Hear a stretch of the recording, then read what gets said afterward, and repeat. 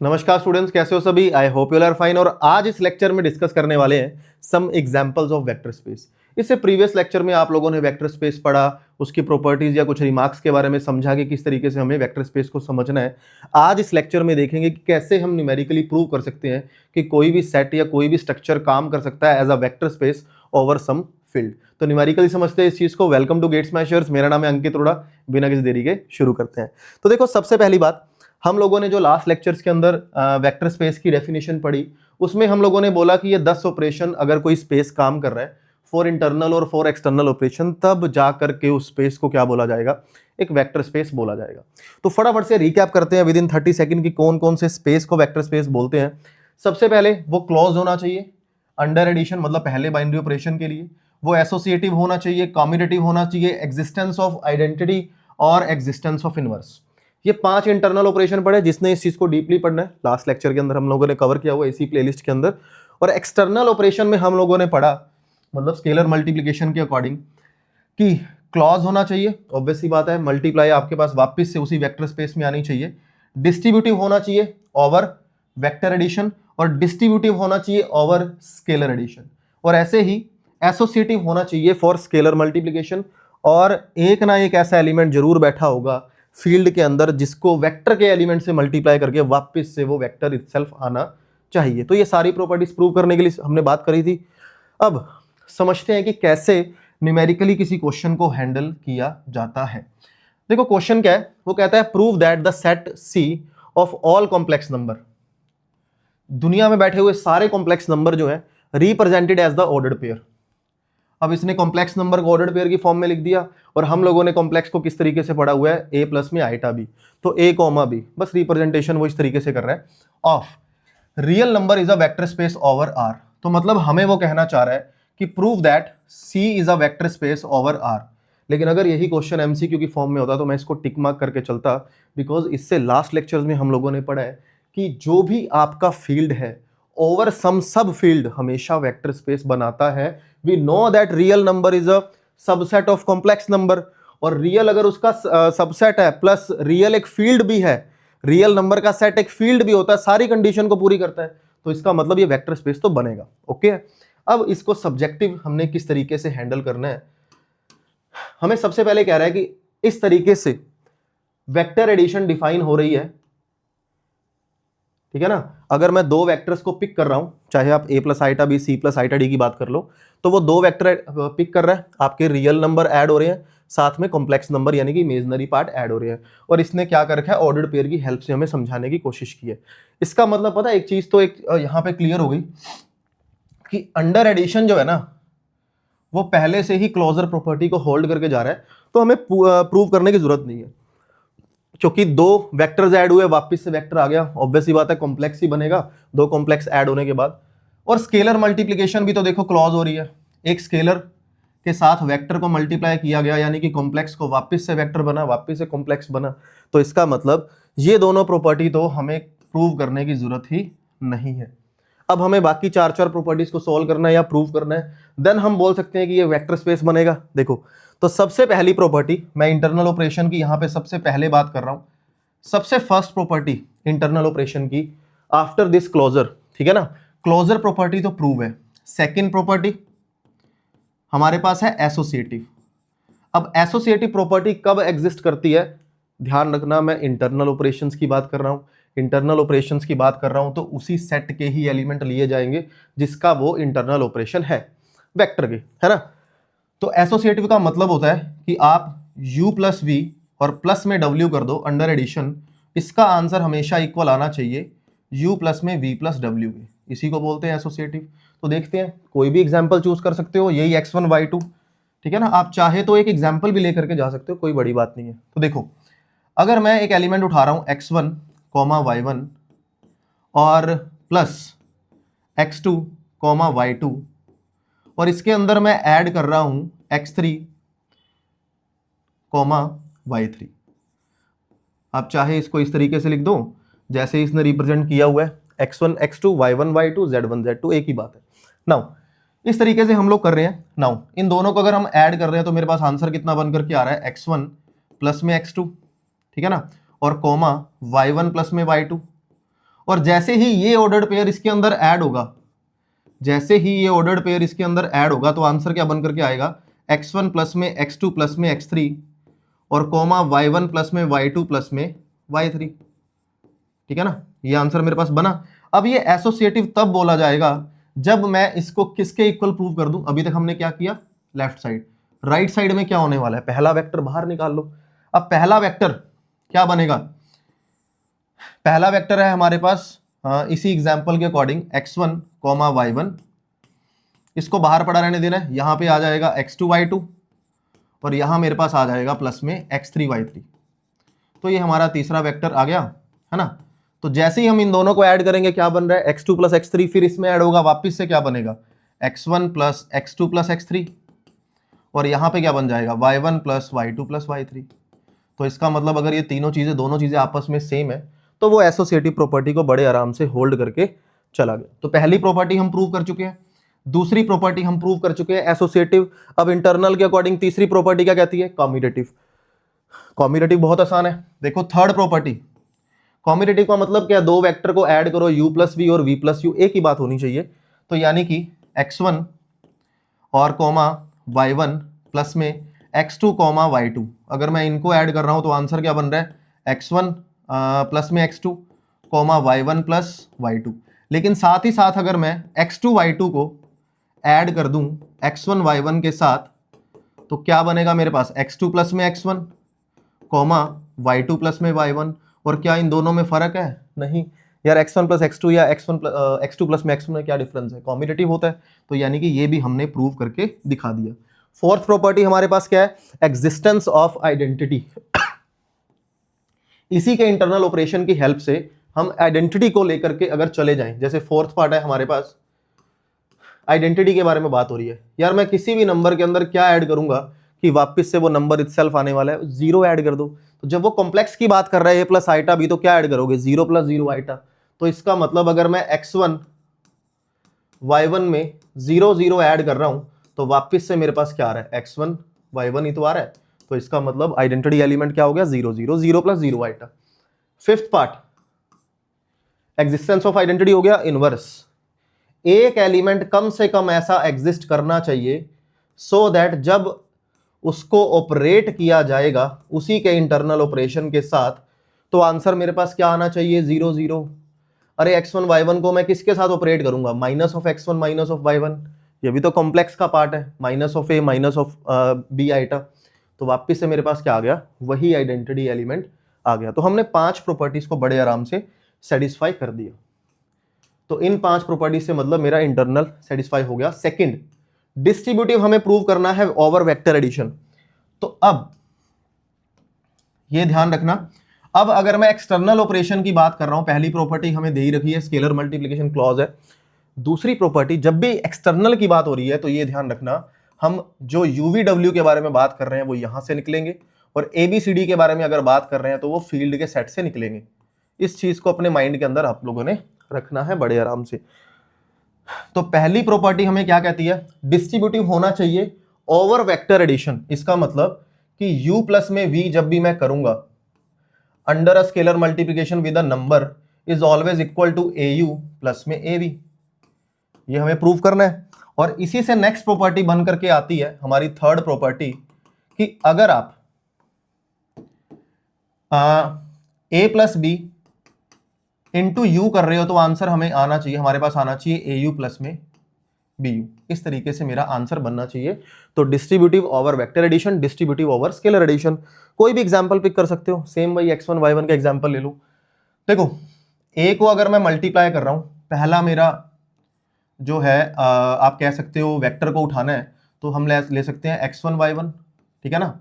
और दूसरा हमारा वेक्टर उठा लेते हैं हम x2 y2, x2 comma y2। तो जैसे ही ये दोनों आपस में ऐड हो रहे हैं, x1 प्लस x2 इंटू में a क्या बनेगा, a इंटू में x1 plus x2 comma b into में y1 प्लस y2। अब ये तो हो गई हमारी लेफ्ट साइड।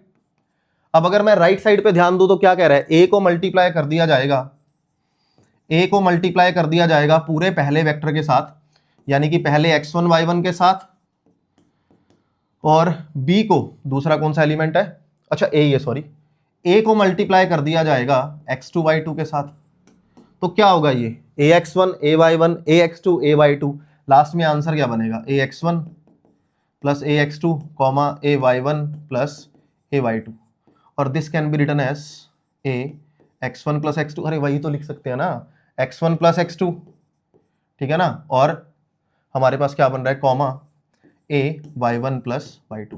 तो क्या ये डिस्ट्रीब्यूटिव प्रॉपर्टी को होल्ड करके चला गया ओवर वेक्टर एडिशन? बिल्कुल आराम से कर गया। सेम कहानी से ये आपकी क्या कर जाएगा, आपकी स्केलर डिस्ट्रीब्यूटिव ओवर स्केलर, जैसे a प्लस बी है और हमारे पास वेक्टर क्या दे रखा है, वेक्टर हमारे पास है समथिंग x1 कॉमा y1, और उधर से है a पहला वेक्टर x1 कॉमा y1 और अगेन b देन पहला वेक्टर x1 कॉमा y1, क्योंकि वेक्टर एक है और रियल एलिमेंट यानी कि फील्ड के एलिमेंट दो हैं, तो यहां पे अपने पास क्या बनेगा a प्लस बी, जब इससे मल्टीप्लाई होने वाला है तो a plus B into x1 और साथ में comma a plus B into y1, यही हो रहा है। ये अभी हमने लेफ्ट साइड सोल्व की है। जैसे ही राइट साइड को आप देख रहे हो ax1 ay1 जैसी ऐड हो रहे हैं, ध्यान से देखो, अरे है क्या, सिर्फ और सिर्फ मैं आपको एक बात बोलूं, प्रेजेंटेशन है और कुछ भी नहीं है।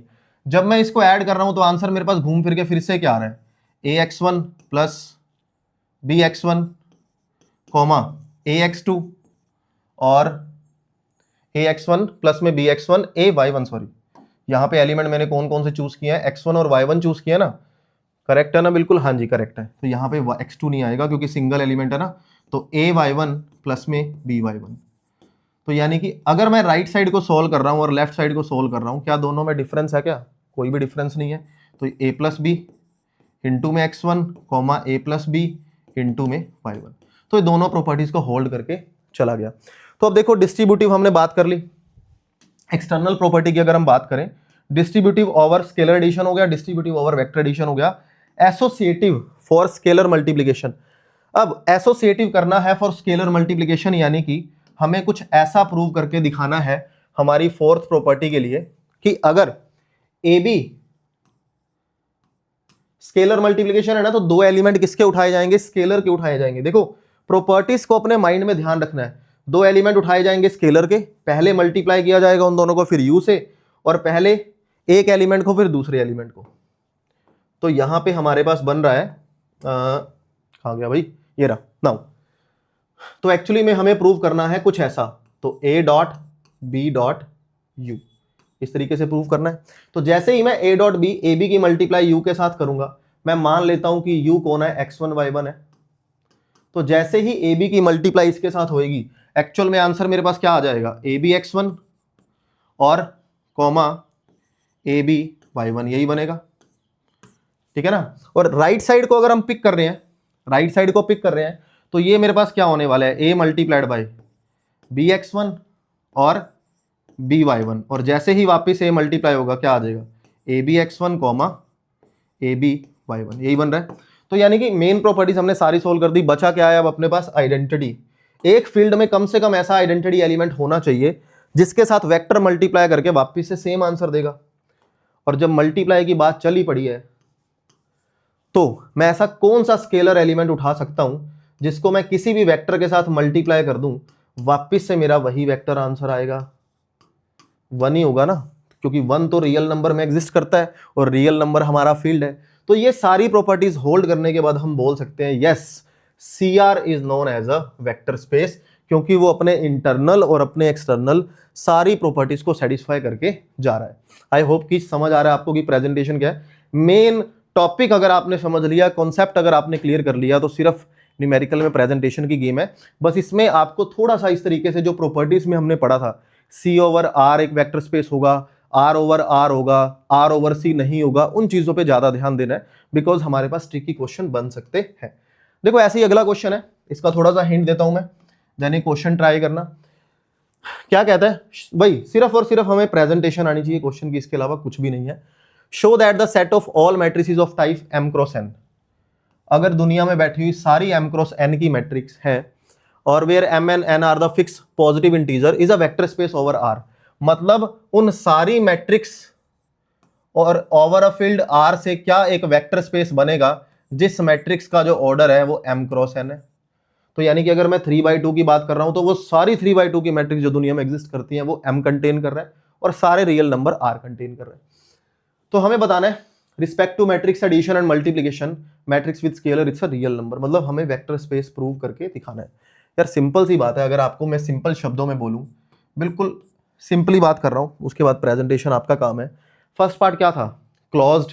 पहले मैं इंटरनल ऑपरेशन की बात कर रहा हूं, तो अगर मैं मैट्रिक्स के दो एलिमेंट उठा लूं, मैट्रिक्स के दो एलिमेंट उठा लूं aij प्लस aij, ठीक है ना, और दोनों का ऑर्डर अगर m क्रॉस n है, सेम ऑर्डर की मैट्रिक्स ऐड होने के बाद जो आंसर देती है वो भी तो m क्रॉस n की मैट्रिक्स ही बनती है, क्योंकि मैट्रिक्स एडिशन का रूल ही तो है। एडिशन तभी पॉसिबल हो सकती है जब दो मैट्रिक्स सेम ऑर्डर की है ना। सेकंड पार्ट, तो यानी कि मैट्रिक्स एडिशन इज क्लोज्ड, या sorry matrix is closed under addition, जो मर्जी आप बोल दो। सेकंड प्रॉपर्टी हमारे पास क्या थी, कॉम्यूटेटिव। यार एक सिंपल सा लॉजिक है, ए में अगर मैं बी ऐड करूं, अगर मैं बी में ए ऐड कर दूं, तो क्या आंसर हमेशा सेम आता है। मैट्रिक्स में हम पढ़ रहे हैं, वही aij वाले पैटर्न के अकॉर्डिंग लिखना है।